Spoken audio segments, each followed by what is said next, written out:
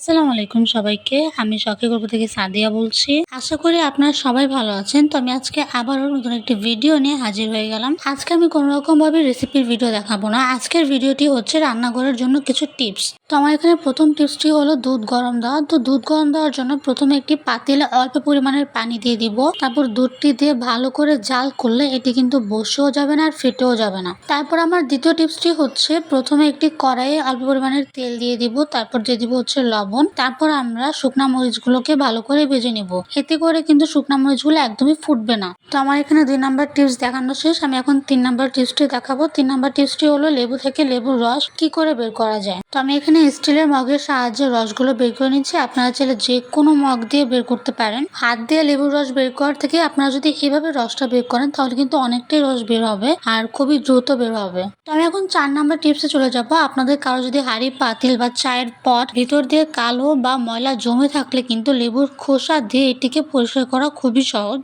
তো এটা দেখতে পাচ্ছেন আমার এখানে চায়ের পটটি ভিতর দিয়ে ময়লা হয়ে আছে। তো আমি এখন লেবুর খোসা দিয়ে এটিকে ভালো করে পরিষ্কার করে নিয়েছি। তো এই তো দেখতেই পাচ্ছেন আমার চায়ের পটটি কতটা সুন্দর করে পরিষ্কার করা হয়ে গিয়েছে। আপনারাও চাইলে কিন্তু ঠিক এরকম ভাবে আপনাদের চায়ের পট বা পাতিল পরিষ্কার করতে পারেন। খুব সহজে কিন্তু পরিষ্কার হয়ে যাবে। তো আমার 5 নাম্বার টিপসটি হচ্ছে পেঁয়াজের খোসা ছাড়িয়ে আমি একটি বক্সের মধ্যে রেখে এটিকে ভালো করে ফ্রোজেন করে নেব। ফ্রোজেন করা হয়ে গেলে এটিকে যদি আমরা কাটি তাহলে চোখ দিয়ে পানি পড়বে না আর খুব সহজেই কিন্তু আপনারা কাটতে পারবেন। তো এই তো আজকের ভিডিওটি এই পর্যন্তই। আশা করি আমার রান্নাঘরের টিপসটি আপনাদের খুবই কাজে আসবে। আর ভিডিওটি ভালো লাগলে লাইক শেয়ার কমেন্ট করবেন আর ঠিক এরকম নতুন নতুন ভিডিও পেতে আমার চ্যানেলটি সাবস্ক্রাইব করবেন আর আমার পাশে থাকবেন। আল্লাহ হাফেজ সবাইকে।